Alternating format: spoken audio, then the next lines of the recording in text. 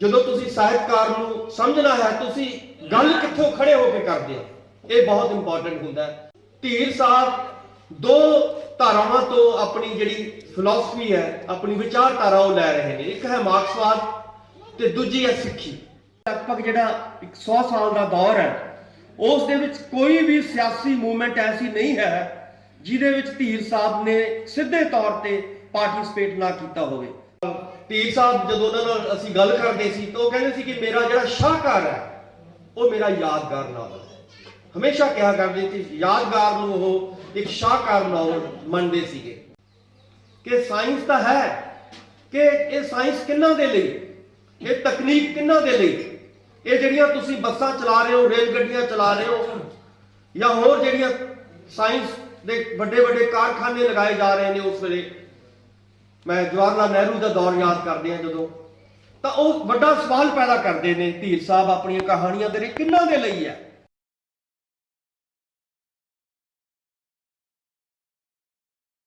ਅੱਜ ਤੋਂ 101 ਸਾਲ ਪਹਿਲਾਂ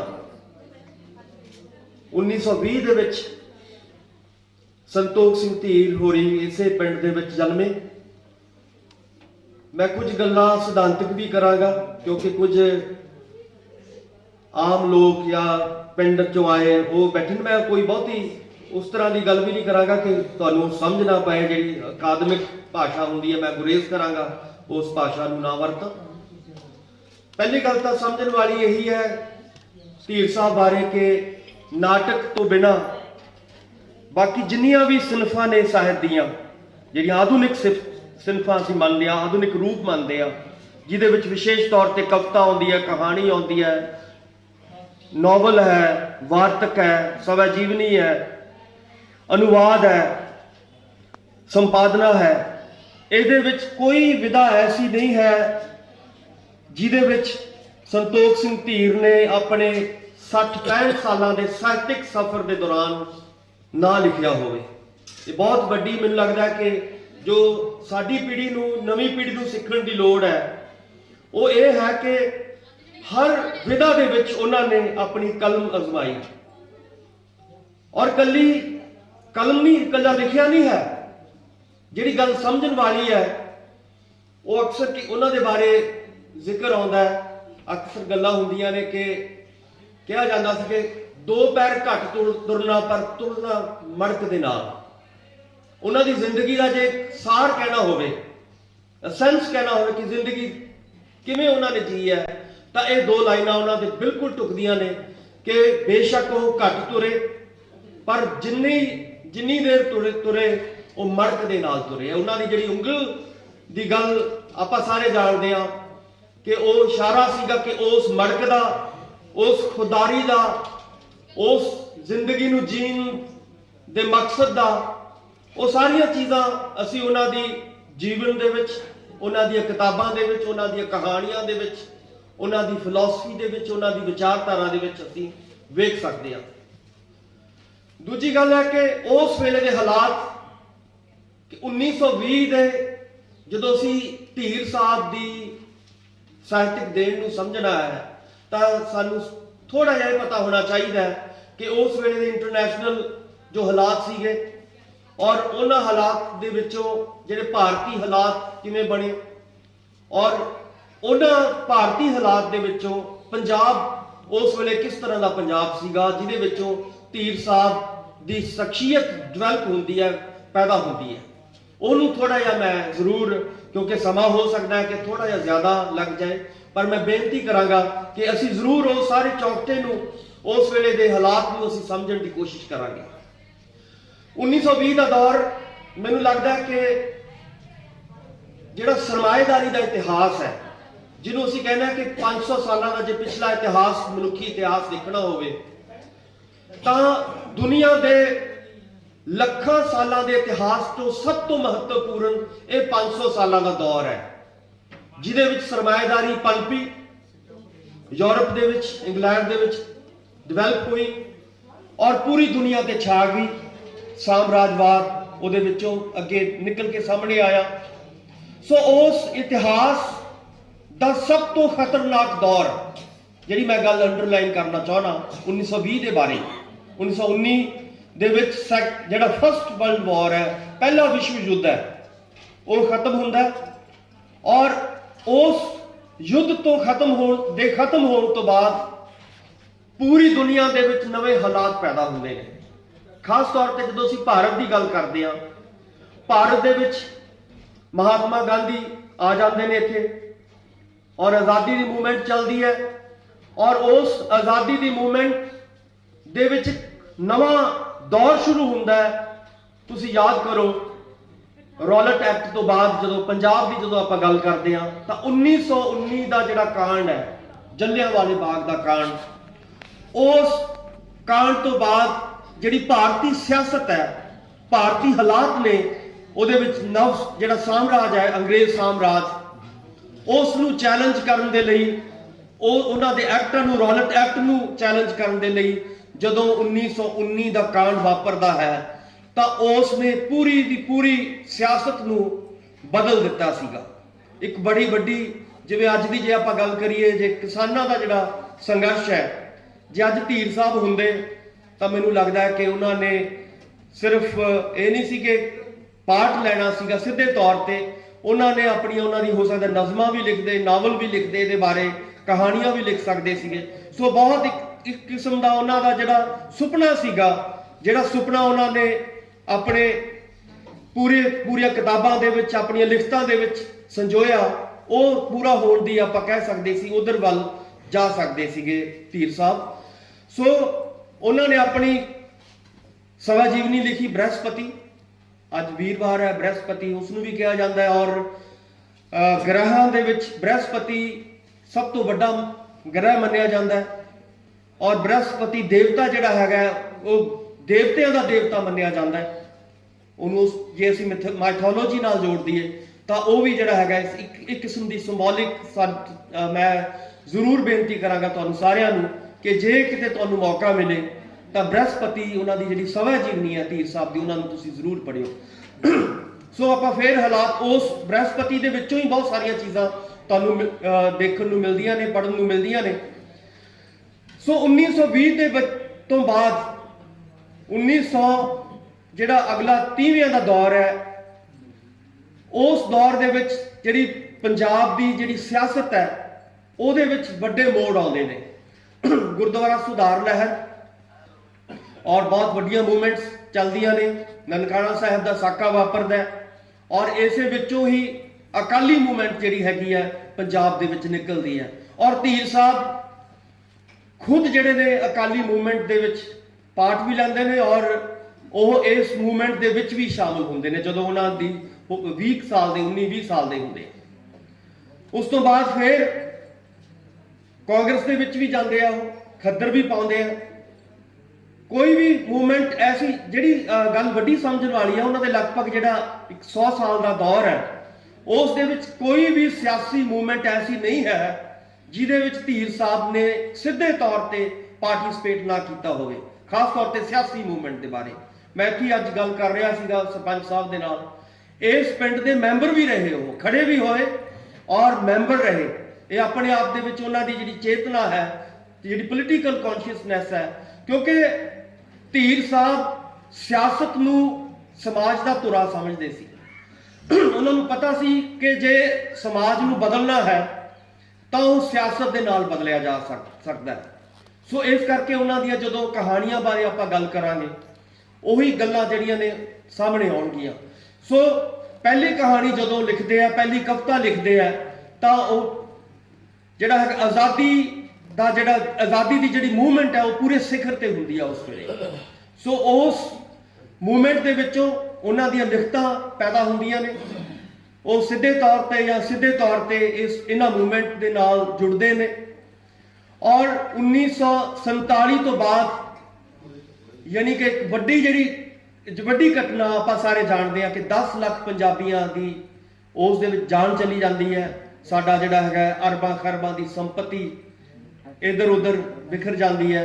और वड्डी गल है कि जिहड़ा सानू वड्डा घाटा पैंदा उस वेले वो है कि वो साडा जिहड़ा कल्चर है, सभ्याचार है, साडी विरासत है, साडी भाषा है, उहदे उत्ते वड्डी सट वजदी है।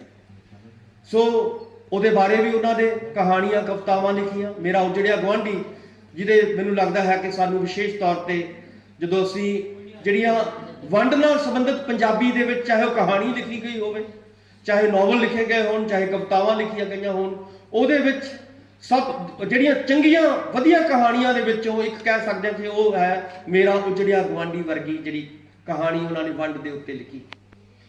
ਸੋ ਇਸ ਤੋਂ ਪਹਿਲਾਂ ਵੀ ਜਦੋਂ ਅਸੀਂ ਆਉਣੇ ਆ ਤੇ ਪੈਪਸੂ ਦੀ ਜਿਹੜੀ ਮੁਜ਼ਾਹਰਾ ਲਹਿਰ ਹੈ ਉਹਦੇ ਬਾਰੇ ਵੀ ਉਹਨਾਂ ਨੇ ਕਹਾਣੀਆਂ ਲਿਖੀਆਂ। ਡਾਕੂ ਵਰਗੀ ਕਹਾਣੀ ਜਿਹੜੀ ਉਸ ਵੇਲੇ ਦੀ ਮੁਜ਼ਾਹਰਾ ਲਹਿਰ ਡਿਵੈਲਪ ਹੋਈ ਮਾਲਵੇ ਦੇ ਵਿੱਚ, ਖਾਸ ਤੌਰ ਤੇ ਕਿਸ਼ਨਗੜ੍ਹ ਦੇ ਉਸ ਸਾਕੇ ਨੂੰ ਲੈ ਕੇ ਉਹਨਾਂ ਨੇ ਬਹੁਤ ਖੂਬਸੂਰਤ ਕਹਾਣੀ ਲਿਖੀ। ਸੋ ਕਹਿਣ ਦਾ ਮਤਲਬ ਹੈ ਕਿ ਨਾਲ ਨਾਲ ਇਤਿਹਾਸ ਚੱਲ ਰਿਹਾ ਔਰ ਨਾਲ ਨਾਲ ਧੀਰ ਸਾਹਿਬ ਦੀ ਜਿਹੜੀ ਕੌਨਸ਼ੀਅਸਨੈਸ ਹੈ, ਜਿਹੜੀ ਚੇਤਨਾ ਹੈ, ਉਹ ਡਿਵੈਲਪ ਹੋ ਰਹੀ ਹੈ। ਔਰ ਜਿਹੜੀ ਮੈਂ ਗੱਲ ਕਰ ਰਿਹਾ ਸੀਗਾ ਕਿ ਜਿਹੜੀ ਸਾਮਰਾਜਵਾਦ ਸਰਮਾਏਦਾਰੀ ਦਾ ਇੱਕ ਖਾਸਾ ਹੈ ਔਰ ਸਾਮਰਾਜਵਾਦ ਦੀ ਜਿਹੜੀ ਬੁਨਿਆਦੀ ਕੰਟਰਾਡਿਕਸ਼ਨ ਹੈ, ਬੁਨਿਆਦੀ ਵਿਰੋਧਤਾਈ ਹੈ, ਉਸ ਨੂੰ ਉਹ ਆਪਣੀਆਂ ਨਜ਼ਮਾਂ ਦੇ ਰਾਹੀਂ ਕਹਾਣੀਆਂ ਦੇ ਰਾਹੀਂ ਕਿਵੇਂ ਫੜਨ ਦੀ ਕੋਸ਼ਿਸ਼ ਕਰ ਰਹੇ ਨੇ, ਇਹ ਮੈਂ ਇੱਕ ਜਾਂ ਦੋ ਕਹਾਣੀਆਂ ਦੇ ਉਦਾਹਰਨ ਦੇ ਕੇ ਤੁਹਾਨੂੰ ਸਮਝਾਉਣ ਦੀ ਕੋਸ਼ਿਸ਼ ਕਰਾਂਗਾ। ਫੋਰ ਐਗਜ਼ਾਮਪਲ ਸਾਡੇ ਕੋਲੇ ਕੋਈ ਇੱਕ ਸਵਾਰ ਕਹਾਣੀ ਹੈ। ਹੁਣ ਉਸ ਵੇਲੇ ਦੀ ਬੁਨਿਆਦੀ ਵਿਰੋਧਤਾ ਕੀ ਹੈ? ਬੁਨਿਆਦੀ ਵਿਰੋਧਤਾ ਹੈ ਕਿਰਤ। ਇੱਕ ਪਾਸੇ ਕਿਰਤੀ ਹੈ, ਉਹਦੀ ਕਿਰਤ ਹੈ, ਉਹਨੂੰ ਲੁੱਟਿਆ ਜਾ ਰਿਹਾ ਹੈ, ਔਰ ਇੱਕ ਪਾਸੇ ਸਾਮਰਾਜੀ ਤਾਕਤ ਹੈ, ਸਾਮਰਾਜਵਾਦ ਹੈ, ਸਰਮਾਏਦਾਰੀ ਹੈ। ਔਰ ਸਰਮਾਏਦਾਰੀ ਕਿਹਦੇ ਉੱਤੇ ਟੇਕ ਰੱਖਦੀ ਹੈ? ਸਰਮਾਏਦਾਰੀ ਸਰਪਲਸ ਕਿਵੇਂ ਲੈਂਦੀ ਹੈ? ਜਿਹਨੂੰ ਕਹਿ ਦਿੱਤਾ ਜਾਂਦਾ ਹੈ ਕਿ ਸ਼ਾਇਦ ਸਾਇੰਸ ਤੇ ਟੈਕਨੋਲੋਜੀ ਜਿਹੜੀ ਹੈ ਇਹਨੂੰ ਤੁਹਾਨੂੰ ਥੋੜਾ ਜਿਹਾ ਸਮਝਣਾ ਪਏਗਾ। ਜਿਸ ਵੇਲੇ ਦੇਸ਼ ਆਜ਼ਾਦ ਹੁੰਦਾ ਹੈ ਉਸ ਵੇਲੇ ਸਾਡੇ ਭਾਰਤ ਦੇ ਜਿਹੜੇ ਪਹਿਲੇ ਪ੍ਰਧਾਨ ਮੰਤਰੀ ਨੇ ਉਹ ਬਹੁਤ ਇੱਕ ਵੱਡਾ ਖੂਬਸੂਰਤ ਨਾਰਾ ਦਿੰਦੇ ਨੇ। ਉਹ ਨਾਰਾ ਸੀਗਾ ਕਿ ਸਾਨੂੰ ਸਾਇੰਸ ਤੇ ਟੈਕਨੋਲੋਜੀ ਦੇ ਰਾਹੀਂ ਅੱਗੇ ਵਧਣਾ ਚਾਹੀਦਾ ਹੈ। ਔਰ ਉਹਨਾਂ ਨੇ ਉਸ ਵੇਲੇ ਬਹੁਤ ਸਾਰੀਆਂ ਸਾਇੰਸ ਤੇ ਟੈਕਨੋਲੋਜੀ ਦੇ ਵਿੱਚ IITs ਜਾਂ ਹੋਰ ਯੂਨੀਵਰਸਿਟੀਜ਼ ਉਹ ਖੁਲਵਾਈਆਂ। ਬਹੁਤ ਵੱਡੀ ਕੰਟਰੀਬਿਊਸ਼ਨ ਹੈ, ਕੋਈ ਦੋ ਰਾਵਾਂ ਨਹੀਂ ਹੈ। ਪਰ ਸਵਾਲ ਜਿਹੜਾ ਵੱਡਾ ਧੀਰ ਸਾਹਿਬ ਉਠਾਉਂਦੇ ਨੇ ਉਹ ਹੈ ਕਿ science and technology for what and for whom।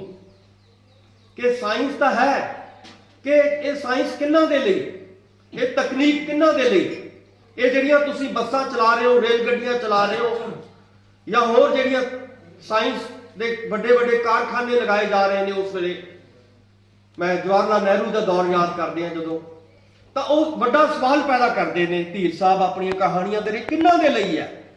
ਜੇਕਰ ਸਾਇੰਸ ਤੇ ਤਕਨੀਕ ਦੇ ਉੱਤੇ ਸਰਮਾਏ ਦਾ ਕਬਜ਼ਾ ਹੋਏਗਾ, ਇੱਕ ਗੱਲ ਜਿਹੜੀ ਪੁਆਇੰਟ ਸਮਝਣ ਵਾਲਾ ਹੈ, ਜੇ ਸਰਮਾਏਦਾਰਾਂ ਦਾ ਕਬਜ਼ਾ ਹੋਏਗਾ ਤਾਂ ਲਾਜ਼ਮੀ ਤੌਰ ਤੇ ਸਾਇੰਸ ਤੇ ਤਕਨੀਕ ਦਾ ਫਾਇਦਾ ਵੀ ਸਰਮਾਏਦਾਰਾਂ ਨੂੰ ਹੋਏਗਾ। ਔਰ ਇਹੀ ਗੱਲ ਧੀਰ ਸਾਹਿਬ ਤੁਹਾਨੂੰ ਸਮਝਾਉਣ ਦੀ ਇਸ ਕਹਾਣੀ ਦੇ ਰਾਹੀਂ ਕੋਸ਼ਿਸ਼ ਕਰ ਰਹੇ ਆ ਕਿ ਜਿਹੜੀ ਬੱਸ ਹੈ ਉਹ ਤਕਨੀਕ ਆ, ਜਿਹੜੀ ਕਹਿ ਰਿਹਾ ਹੈ ਉਹ ਬਾਰੂ ਤਾਂਗੇ ਵਾਲਾ ਜਿਹੜਾ ਕਿਰਤੀ ਹੈ, ਉਸ ਤਕਨੀਕ ਜਦੋਂ ਸਾਰੀਆਂ ਸਵਾਰੀਆਂ ਤੁਹਾਡੀਆਂ ਬਹਿ ਜਾਂਦੀਆਂ ਨੇ ਬੱਸ ਦੇ ਵਿੱਚ ਜਾਂਦੀਆਂ ਨੇ ਤਾਂ ਉਹ ਵਿਚਾਰਾ ਫੇਰ। ਹੁਣ ਵੱਡੀ ਗੱਲ ਜਿਹੜੀ ਸਮਝਣ ਵਾਲੀ ਹੈ ਧੀਰ ਸਾਹਿਬ ਦੀ, ਉਹ ਇੱਥੇ ਆਪਣੇ ਬਾਰੂ ਨੂੰ ਹਾਰਦਾ ਨਹੀਂ ਦਿਖਾਉਂਦੇ। ਸਾਡਾ ਪਾਤਰ ਜਿਹੜੀਆਂ ਧੀਰ ਦੇ ਪਾਤਰ ਨੇ ਉਹ ਧੀਰ ਵਾਂਗ ਹਾਰਦੇ ਨਹੀਂ ਹੈ ਕਿ ਸਾਇੰਸ ਤੇ ਤਕਨੀਕ ਹੋ ਗਈ, ਤਕਨੀਕ ਤੁਹਾਡੀ ਸਰਮਾਏਦਾਰਾਂ ਨੇ ਕੰਟਰੋਲ ਕਰ ਲਿਆ ਤਕਨੀਕ ਦੇ ਉੱਤੇ, ਪਰ ਜਿਹੜਾ ਕਿਰਤੀ ਆ ਉਹ ਹਾਰੇਗਾ ਨਹੀਂ ਉਸ ਤਕਨੀਕ ਦੇ ਸਾਹਮਣੇ, ਉਸ ਸਰਮਾਏਦਾਰੀ ਸਿਸਟਮ ਦੇ ਸਾਹਮਣੇ। ਉਹ ਫੇਰ ਬੀੜੀ ਦਾ ਜਿਹੜਾ ਸੂਟਾ ਅੰਦਰ ਖਿੱਚਦਾ ਔਰ ਫੇਰ ਜ਼ੋਰ ਨਾਲ ਨਾਰਾ ਲਾਉਂਦਾ ਔਰ ਹੁੱਕਾ ਦਿੰਦਾ ਕਿ ਆਓ ਇੱਕ ਸਵਾਰ। ਇਹ ਹੈ ਅਸਲ ਕਹਾਣੀ ਦੀ ਤਾਕਤ, ਇਹ ਹੈ ਧੀਰ ਸਾਹਿਬ ਦੀ ਤਾਕਤ।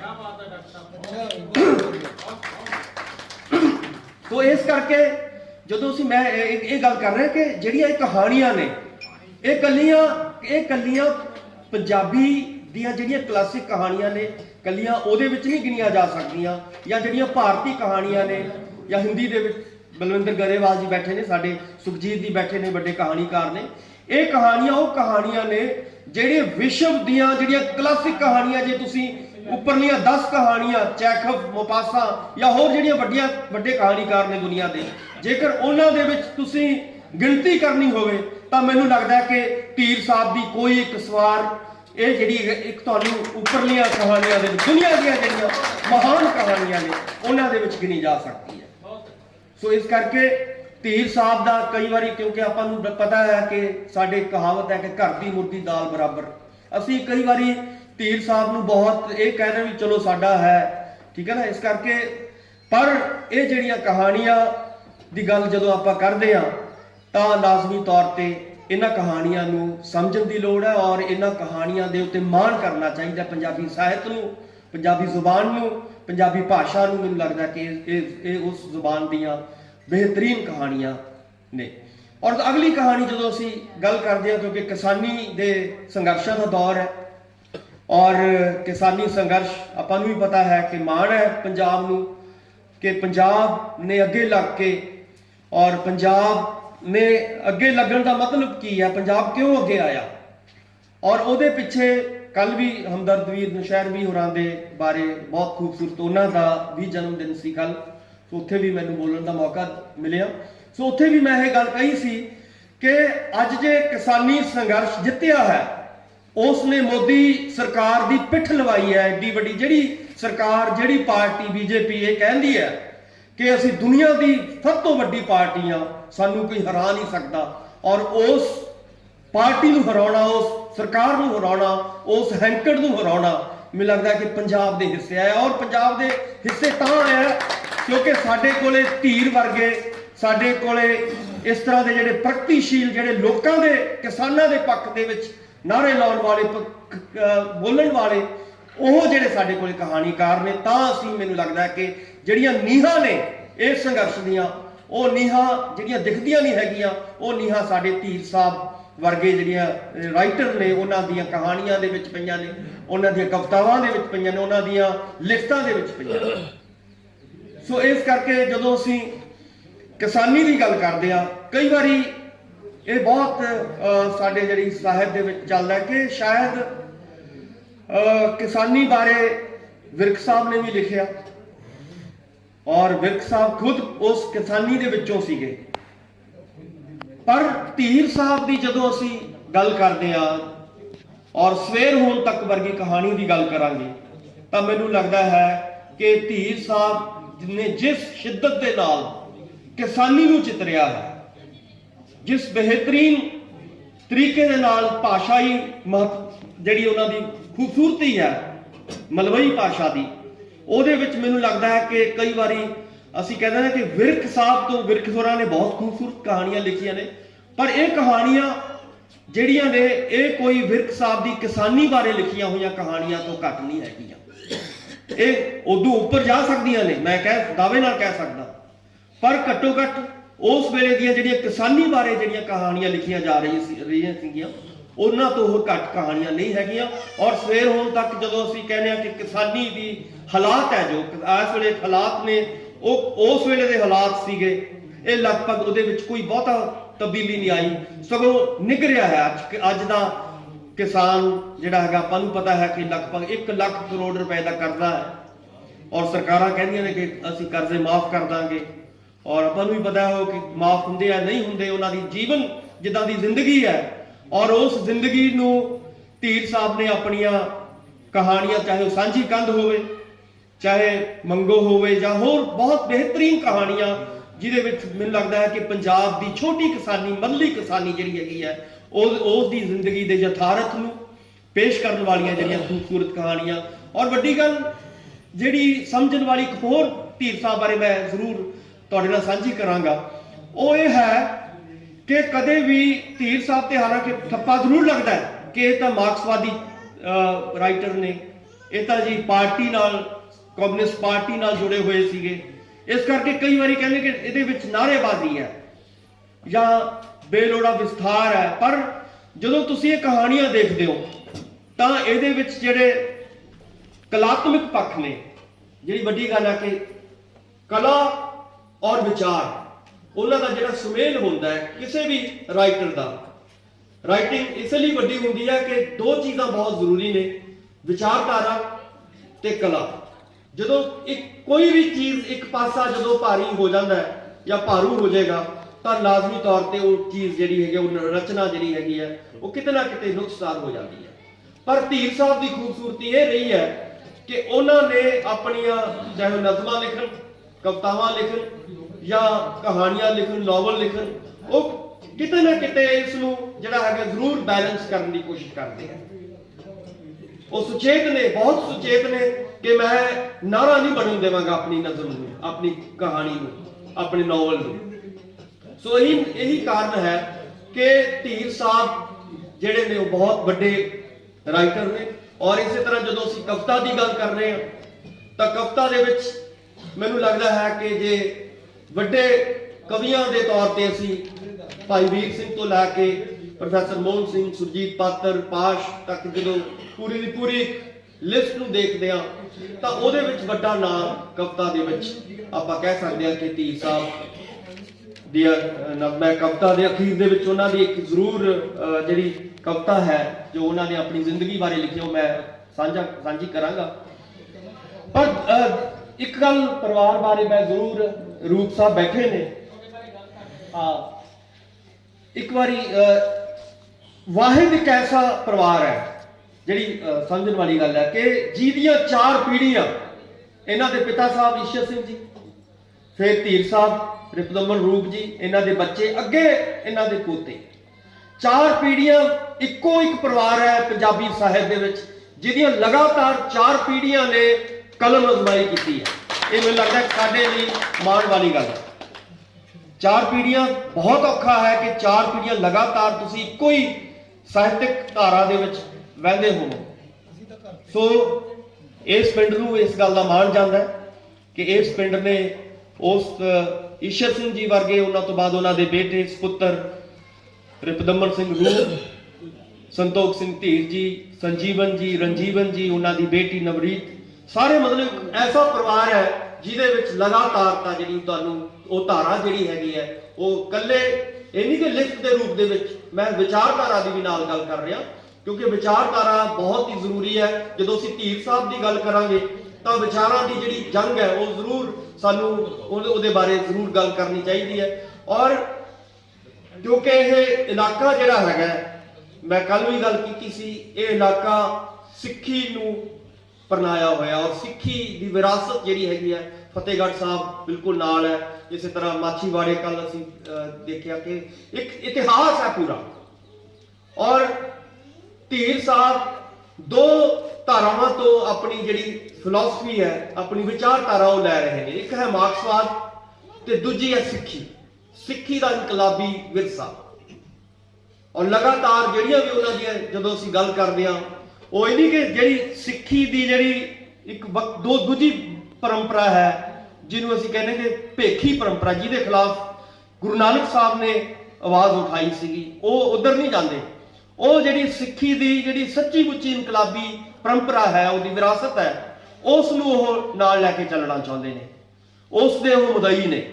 ਸੋ ਨਤੀਜਾ ਕੀ ਨਿਕਲਦਾ ਕਿ ਗੁਰੂ ਸਾਹਿਬ ਨੇ ਕਿਹਾ ਸੀਗਾ ਕਿ ਨੀਚਾ ਅੰਦਰ ਨੀਚ ਜਾਤ, ਨੀਚੀ ਹੂੰ ਅਤ ਨੀਚ, ਨਾਨਕ ਤਿਲ ਕੈ ਸੰਗ ਸਾਥ, ਵੱਡਿਆ ਸਿਓ ਕੈ ਰੀਸ। ਤੁਸੀਂ ਧੀਰ ਸਾਹਿਬ ਦੀ ਕੋਈ ਵੀ ਕਵਿਤਾ ਪੜ੍ਹ ਲਓ, ਕਹਾਣੀ ਪੜ੍ਹ ਲਓ, ਨਾਵਲ ਪੜ੍ਹ ਲਓ, ਉਹਨਾਂ ਦੀ ਇੰਟਰਵਿਊਜ਼ ਦੇਖ ਲਓ, ਉਹਦੇ ਵਿੱਚ ਪ੍ਰਤੀਬੱਧਤਾ ਕਿਹਦੇ ਨਾਲ ਹੈ? ਧੀਰ ਸਾਹਿਬ ਦੀ ਇਹਨਾਂ ਨੀਚਾ ਅੰਦਰ ਨੀਚ ਜਾਤ ਵਾਲਿਆਂ ਨਾਲ। ਇਹ ਬਹੁਤ ਵੱਡੀ ਗੱਲ ਹੈ ਕਿ ਜਦੋਂ ਤੁਸੀਂ ਸਾਹਿਤਕਾਰ ਨੂੰ ਸਮਝਣਾ ਹੈ, ਤੁਸੀਂ ਗੱਲ ਕਿੱਥੋਂ ਖੜੇ ਹੋ ਕੇ ਕਰਦੇ ਹੋ, ਇਹ ਬਹੁਤ ਇੰਪੋਰਟੈਂਟ ਹੁੰਦਾ ਹੈ। ਜਿਹੜੇ ਅਸੀਂ ਕਹਿੰਦੇ ਹਾਂ ਕਿ ਅੱਜ ਗੁਰੂ ਨਾਨਕ ਸਾਹਿਬ ਨੂੰ, ਅਸੀਂ ਅੱਜ ਵੱਡੇ ਕਵੀਆਂ ਨੂੰ, ਅਸੀਂ ਅੱਜ ਕਲਾਸਿਕ ਜਿਹੜੇ ਨੇ ਉਹਨਾਂ ਨੂੰ ਕਿਉਂ ਯਾਦ ਕਰਦੇ ਹਾਂ? ਕਿਉਂਕਿ ਇਹ ਉਹਨਾਂ ਲੋਕਾਂ ਦੀ ਆਵਾਜ਼ ਬਣੇ ਨੇ ਜਿਨ੍ਹਾਂ ਲੋਕਾਂ ਦੀ ਕੋਈ ਹੋਰ ਆਵਾਜ਼ ਨਹੀਂ ਬਣਦਾ। ਦਲੇ ਹੋਏ, ਦਬੇ ਹੋਏ, ਕੁਚਲੇ ਹੋਏ ਦਲਿਤ ਲੋਕ ਜਿਹੜੇ ਨੇ, ਉਹਨਾਂ ਦੇ ਨਾਲ ਖੜਨਾ, ਉਹਨਾਂ ਦੀ ਆਵਾਜ਼ ਬਣਨਾ, ਇਹ ਮੈਨੂੰ ਲੱਗਦਾ ਹੈ ਕਿ ਧੀਰ ਸਾਹਿਬ ਔਰ ਸਾਡੀ ਜਿਹੜੀ ਉਸ ਪ੍ਰਗਤੀਸ਼ੀਲ ਪਰੰਪਰਾ ਹੈ, ਗੁਰੂ ਨਾਨਕ ਸਾਹਿਬ ਤੋਂ ਲੈ ਕੇ ਬਾਬਾ ਫਰੀਦ ਤੋਂ ਲੈ ਕੇ ਅਗਲੀਆਂ ਪੀੜ੍ਹੀਆਂ ਤੱਕ, ਉਸ ਪਰੰਪਰਾ ਨੂੰ ਜ਼ਿੰਦਾ ਇਹਨਾਂ ਨੇ ਰੱਖਿਆ ਹੈ। ਸੋ ਇਸ ਕਰਕੇ ਕਵਿਤਾਵਾਂ ਦੇ ਵਿੱਚ ਔਰ ਖਾਸ ਤੌਰ ਤੇ ਨਾਵਲ ਦੇ ਵਿੱਚ, ਬੇਸ਼ੱਕ ਕਈ ਵਾਰੀ ਕਹਿੰਦੇ ਕਿ ਨਾਵਲ ਹੋ ਸਕਦਾ ਹੈ ਕਿ ਉਹਨਾਂ ਨੇ ਉਸ ਕਿਸਮ ਦੇ ਨਾਵਲ ਨਾ ਲਿਖੇ ਹੋਣ, ਪਰ ਜਿਹੜੇ ਧੀਰ ਸਾਹਿਬ ਜਦੋਂ ਉਹਨਾਂ ਨਾਲ ਅਸੀਂ ਗੱਲ ਕਰਦੇ ਸੀ ਤਾਂ ਉਹ ਕਹਿੰਦੇ ਸੀ ਕਿ ਮੇਰਾ ਜਿਹੜਾ ਸ਼ਾਹਕਾਰ ਹੈ ਉਹ ਮੇਰਾ ਯਾਦਗਾਰ ਨਾਵਲ ਹੈ। ਹਮੇਸ਼ਾ ਕਿਹਾ ਕਰਦੇ ਸੀ ਯਾਦਗਾਰ ਨੂੰ ਉਹ ਇੱਕ ਸ਼ਾਹਕਾਰ ਨਾਵਲ ਮੰਨਦੇ ਸੀਗੇ। ਸੋ ਇਸ ਕਰਕੇ ਨਾਵਲ ਪਰੰਪਰਾ ਦੇ ਵਿੱਚ ਵੀ, ਕਵਿਤਾਵਾਂ ਦੇ ਵਿੱਚ ਵੀ, ਤੇ ਸਵਾ ਜੀਵਨੀ ਦੇ ਇੱਕ ਵੱਖਰੀ ਸਵਾ ਜੀਵਨੀ, ਹਾਲਾਂਕਿ ਸਵਾ ਜੀਵਨੀਆਂ ਬਹੁਤ ਲੋਕਾਂ ਨੇ ਲਿਖੀਆਂ ਨੇ, ਅਮਰਤਾ ਪ੍ਰੀਤਮ ਤੋਂ ਲੈ ਕੇ ਹੋਰ ਬਹੁਤ ਸਾਰੇ ਜਿਹੜੇ ਅੱਜ ਦੇ ਨੌਜਵਾਨ ਜਿਹੜੇ ਲਿਖ ਰਹੇ ਨੇ ਉਹ ਬਹੁਤ ਸਵਾ ਜੀਵਨੀਆਂ ਸਾਡੇ ਦੇਖਣ ਨੂੰ ਮਿਲ ਰਹੀਆਂ ਨੇ। ਪਰ ਜੋ ਬ੍ਰਹਸਪਤੀ ਦੀ ਕੰਟਰੀਬਿਊਸ਼ਨ ਹੈ ਜਾਂ ਉਹਦੇ ਵਿੱਚ ਜਿਸ ਕਿਸਮ ਦੇ ਨਾਲ ਬਰੀਕੀ ਦੇ ਨਾਲ ਚੀਜ਼ਾਂ ਨੂੰ ਫੜਨ ਦੀ ਕੋਸ਼ਿਸ਼ ਕੀਤੀ ਗਈ ਹੈ ਉਹ ਧੀਰ ਸਾਹਿਬ ਨੂੰ ਸਿਰਾ ਜਾਂਦਾ ਹੈ। ਸੋ ਆਖਰ ਦੇ ਵਿੱਚ ਮੈਂ ਉਹਨਾਂ ਦੀ ਇੱਕ ਕਵਿਤਾ ਤੁਹਾਡੇ ਨਾਲ ਸਾਂਝੀ ਕਰਨਾ ਚਾਹੁੰਦਾ ਔਰ ਮੈਨੂੰ ਲੱਗਦਾ ਕਿ ਇਸ ਕਵਿਤਾ ਦੇ ਕੁਝ ਜਿਹੜੇ ਲਾਈਨਾਂ ਨੇ ਉਹਨਾਂ ਤੋਂ ਤੁਹਾਨੂੰ ਉਹਨਾਂ ਦੀ ਜ਼ਿੰਦਗੀ ਦਾ ਸਾਰ ਸਮਝ ਆਏਗਾ। ਉਹ ਕਵਿਤਾ ਹੈ, ਮੈਂ ਦੀਵੇ ਵਾਂਗ ਬਲਿਆ ਹਾਂ, ਮੈਂ ਦੀਵੇ ਵਾਂਗ ਬਲਿਆ ਹਾਂ, ਕੁੱਲੂ ਕਾਇਆ ਦੀ ਕਾਇਆ ਵਿੱਚ, ਹਨੇਰੀ ਰਾਤ ਦੇ ਸੀਨੇ ਵਿੱਚ, ਕੱਲ ਵਿੱਚ, ਅੱਜ ਵਿੱਚ, ਆਉਣ ਵਾਲੀ ਕੱਲ ਵਿੱਚ। ਸੋ ਕਹਿਣ ਦਾ ਮਤਲਬ ਹੈ ਕਿ ਧੀਰ ਸਾਹਿਬ ਭਵਿੱਖ ਦੇ ਵਿੱਚ ਵੀ, ਕਿਉਂਕਿ ਜਿਹੜਾ ਭਵਿੱਖ ਹੈ, ਭਵਿੱਖ ਤੁਹਾਨੂੰ ਤੈਅ ਕਰਦਾ ਹੈ, ਭਵਿੱਖ ਨੇ ਤੈਅ ਕਰਨਾ ਹੈ ਕਿ ਜਿਹੜਾ ਰਾਈਟਰ ਹੈ ਖਤਮ ਹੋ ਗਿਆ ਜਾਂ ਜ਼ਿੰਦਾ ਹੈ। ਸੋ ਇਸ ਕਰਕੇ ਮੈਨੂੰ ਲੱਗਦਾ ਹੈ ਕਿ ਜਦੋਂ ਤੱਕ ਪੰਜਾਬੀ ਸਮਾਜ ਰਹੇਗਾ, ਜਦੋਂ ਤੱਕ ਪੰਜਾਬੀ ਸਾਹਿਤ ਰਹੇਗਾ ਔਰ ਜਦੋਂ ਤੱਕ ਪੰਜਾਬੀ ਜ਼ੁਬਾਨ ਰਹੇਗੀ, ਉਦੋਂ ਤੱਕ ਆਪਣਾ ਸੰਤੋਖ ਸਿੰਘ ਧੀਰ ਹੋਰਾਂ ਦਾ ਨਾਮ ਇਸੇ ਤਰ੍ਹਾਂ ਧਰੂ ਤਾਰੇ ਦੇ ਵਾਂਗ ਰੁਸ਼ਨਾਉਂਦਾ ਰਹੇਗਾ। ਇੰਨਾ ਕਹਿੰਦਾ ਹੋਇਆ ਮੈਂ ਖਿਮਾ ਦਾ ਜਾਚਕ ਹਾਂ ਔਰ ਇੱਕ ਵਾਰ ਫਿਰ ਤੁਹਾਡਾ ਸਾਰਿਆਂ ਦਾ ਤਹਿ ਦਿਲੋਂ ਸ਼ੁਕਰੀਆ ਅਦਾ ਕਰਦਾ, ਵਿਸ਼ੇਸ਼ ਤੌਰ ਤੇ ਪੰਜਾਬ ਸਾਹਿਤ ਅਕਾਦਮੀ ਔਰ ਸ਼ਹੀਦ ਕਾਕਾ ਮੈਮੋਰੀਅਲ ਟਰਸਟ ਡਢੇਰੀ ਹੋਰਾਂ ਦਾ, ਤੁਹਾਡੇ ਸਾਰੇ ਸਤਿਵੰਤੇ ਸੱਜਣਾਂ ਦਾ ਬਹੁਤ ਬਹੁਤ ਸ਼ੁਕਰੀਆ, ਮਿਹਰਬਾਨੀ।